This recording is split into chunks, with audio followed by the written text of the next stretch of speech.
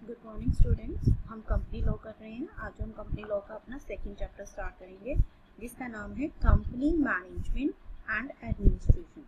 किसी कंपनी को मैनेज कैसे किया जाता है और उसकी एडमिनिस्ट्रेशन जो है वो कैसे काम करती है। तो बच्चे हमारे पास बहुत सारी चीज़ें रहती हैं।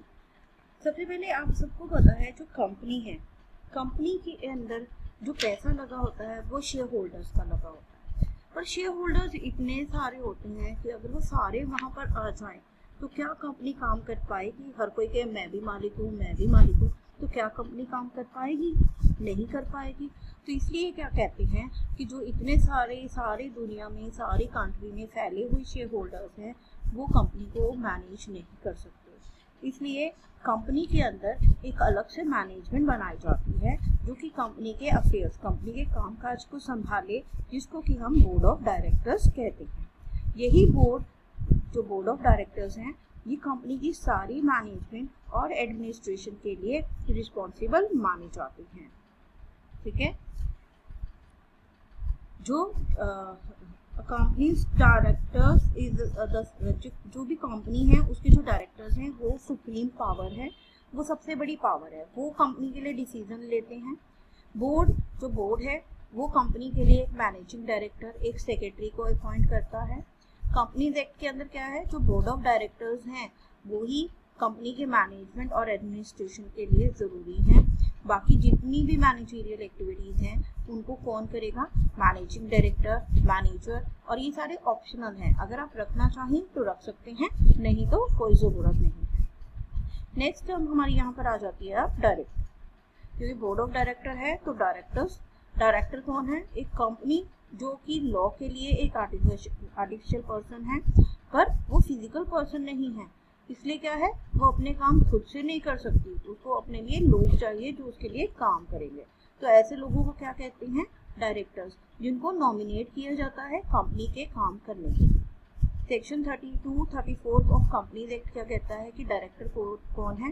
एक ऐसा पर्सन जिसको board of appointed to the board of company, ऐसा बंदा जिसको बोर्ड ऑफ कंपनीज के लिए अपॉइंट किया जाता है।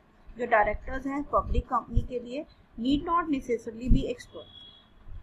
अब जो बिजनेस है, सपोज आपका सीमेंट का बिजनेस है, आप सीमेंट बना रहे हो, तो ये ज़रूरी नहीं है कि आपको सीमेंट बनाने के बारे में सब कुछ आता है।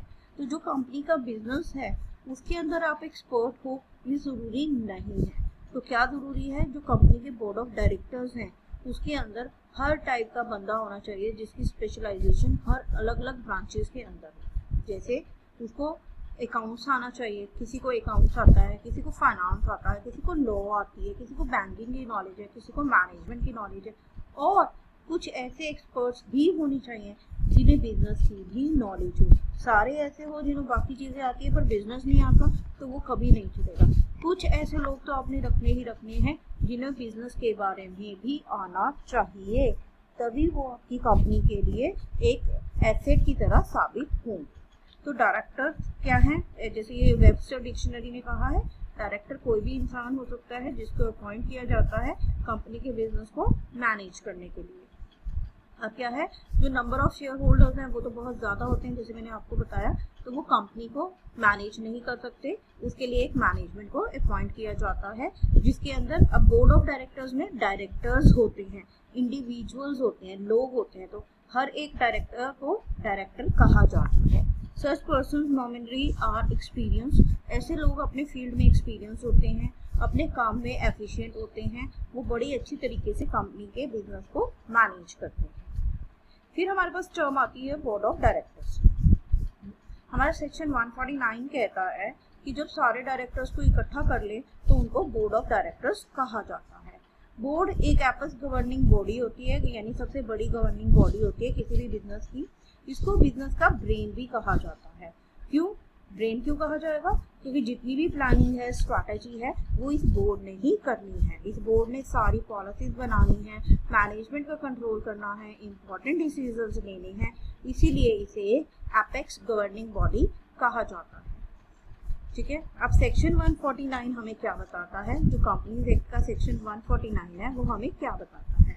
ये कहते हैं कि हर कंपनी के अंदर जो बोर्ड ऑफ डायरेक्टर्स हैं, अब बोर्ड ऑफ डायरेक्टर में तो एक एक इंडिविजुअल होएगा, तो वो इंडिविजुअल सारे मिलकर क्या हो जाएंगे, डायरेक्टर्स। तो उनका क्या होना चाहिए, अब मिनिमम नंबर ऑफ 3, एक पब्लिक कंपनी में कम से कम 3 डायरेक्टर होने चाहिए, एक प्राइवेट कंपनी में कम से कम 2 डायरेक्टर होने चाहिए, और एक 1% कंपनी में कम से कम 1 डायरेक्टर होना चाहिए। मैक्सिमम आप 15 डायरेक्टर्स एक कंपनी के अंदर रख सकते हो। इससे ज़्यादा अगर आपने डायरेक्टर्स रखने हैं, अब कंपनी में अपॉइंट मोर देन 15, आप 15 से ज़्यादा डायरेक्टर रख सकते हो, पर उसके लिए आपको एक स्पेशल रेजोल्यूशन पास करना पड़ेगा। उसके अंदर आप ये बताओगे कि आपके पास कितनी classes of companies as may be prescribe, और कम से कम एक आपने वुमेन डायरेक्टर को रखना है, ठीक है। अब जो डायरेक्टर है उनमें से कम एक डायरेक्टर ऐसा होना चाहिए जो भारत में रहता हो। कितने दिनों के लिए, कम से कम 180 दिनों के लिए वो भारत में रहे, तो ही उसको कंपनी का लीगल डायरेक्टर माना जाएगा कि आप लीगल प्रोविजंस को पूरा करें। क्योंकि जो 15 डायरेक्टर है तो 15 में से एक डायरेक्टर तो इंडिया में रहेगा ही रहेगा, ठीक है। Every listed public company shall have at least 1/3 of total number of directors and as independent director। अभी कह रहे हैं कि अगर आपकी कंपनी लिस्टेड है और पब्लिक कंपनी है और वो लिस्टेड है, तो क्या होगा, जितने भी आपके डायरेक्टर हैं उनमें से कम 1/3 डायरेक्टर्स आपके इंडिपेंडेंट डायरेक्टर्स होने चाहिए। अब इंडिपेंडेंट डायरेक्टर्स क्या होते हैं वो हम यहाँ पे पढ़ेंगे। And the central government may prescribe the minimum number of independent directors as may the case be. अब ये सेंट्रल गवर्नमेंट समय समय पर हमें बता सकती है कि कम से कम कितने इंडिपेंडेंट डायरेक्टर्स आपके पास होने चाहिए। अब इंडिपेंडेंट डायरेक्टर्स का क्या मतलब है, ऐसे डायरेक्टर्स, ऐसे मैनेजिंग डायरेक्टर्स या होल टाइम डायरेक्टर्स या नॉमिनी जो in the opinion of board के ओपिनियन में क्या होगा, ऐसे बंदे हैं जो इंटेग्रिटी के हैं, जो एक्सपर्ट हैं, एक्सपीरियंस्ड हैं, और जो कि प्रमोटर नहीं है कंपनी के, या कंपनी की होल्डिंग या सब्सिडरी या एसोसिएट कंपनी के साथ किसी भी तरह से जुड़े हुए नहीं हैं, तो उनको इंडिपेंडेंट डायरेक्टर्स माना जाएगा, ठीक है। Subject to the provisions of section 152, independent director क्या है, वो 5 साल के लिए बोर्ड ऑफ कंपनीज को ज्वाइन कर सकता है। वो रीअपॉइंटमेंट के लिए भी एलिजिबल है। अगर आप एक स्पेशल रेजोल्यूशन पास करते हो तो आप उसको रीअपॉइंट कर सकते हो।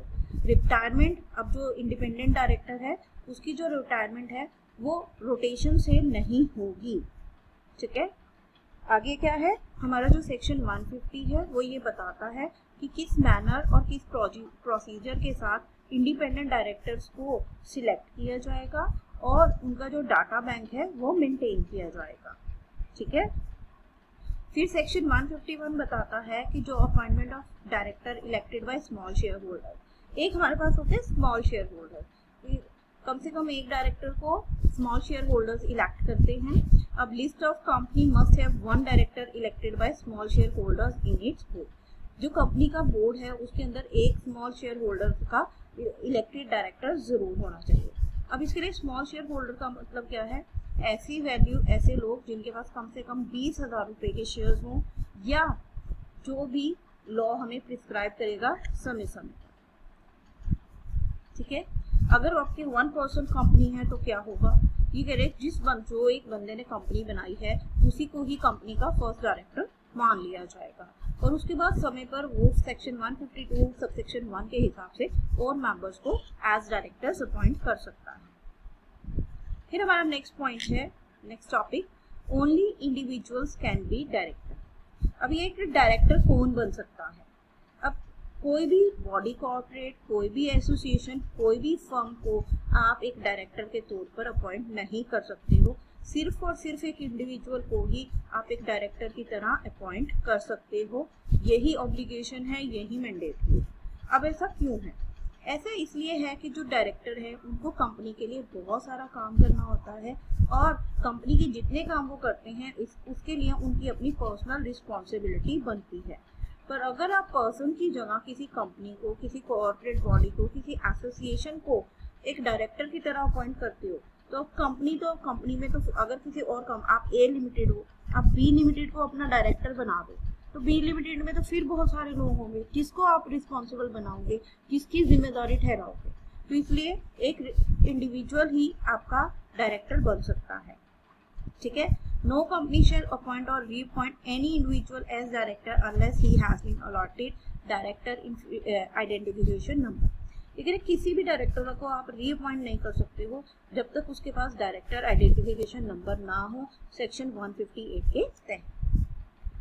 फिर हमारा एक ये बड़ा छोटा सा टॉपिक है रिस्ट्रिक्शन और नंबर ऑफ डायरेक्टरशिप। सपोज ए है, एक इंडिविजुअल है, वो एक कंपनी में डायरेक्टर है, तो एक समय पर वो कितनी कंपनीज में डायरेक्टर बन सकता है। तो हमारा जो सेक्शन 165 है वो ये कहता है कि वो ज़्यादा से ज़्यादा 20 कंपनीज के अंदर, 20 पब्लिक कंपनीज के अंदर डायरेक्टर बन सकता है, इसके ज़्यादा नहीं बन सकता। पर अगर गलती से उसको इससे भी ज़्यादा 20 में है और कंपनी में उसको डायरेक्टर बना दिया जाए तो वॉइड होगा, वो वैलिड नहीं होगा। पर वैलिड कब होगा? सपोज आज उसको एक और कंपनी में डायरेक्टर बना दिया और आने वाले 1 साल के अंदर अंदर वो पिछली किसी ना किसी एक कंपनी में अपनी डायरेक्टरशिप छोड़ देता है, तो दोबारा से उसका नंबर 20 हो जाएगा। तो वहां पर उसका जो डायरेक्टरशिप है वो सही होगा, वहां पर वो चीज जाकर वैलिड हो जाएगी। ठीक है, तो इसलिए आप ज्यादा नहीं कर सकते हो। अब section 165 that maximum number of directorship that an individual can hold including alternate directorship is 20। आप 20 से ज्यादा नहीं हो सकते। और which not more than 10 can be public company, जिसमें 10 से ज्यादा पब्लिक कंपनीज नहीं हो सकती। अगर आप 20 कंपनीज में डायरेक्टर हो तो 10 से ज्यादा पब्लिक कंपनीज नहीं होंगी। In counting the limit of public company directorship of private companies which are either holding और subsidiary of a public company shall be included.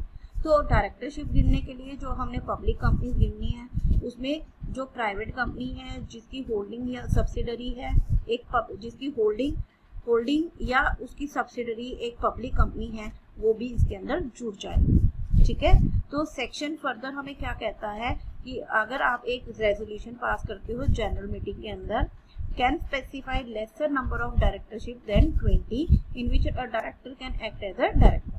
तो सेक्शन के हिसाब से आप एक रेजोल्यूशन पास करके ये कह सकते हो कि मैं 20 से कम कंपनीज के अंदर डायरेक्टर हूँ। ठीक है, आज के लिए हम इतना ही करेंगे। Good, thank you.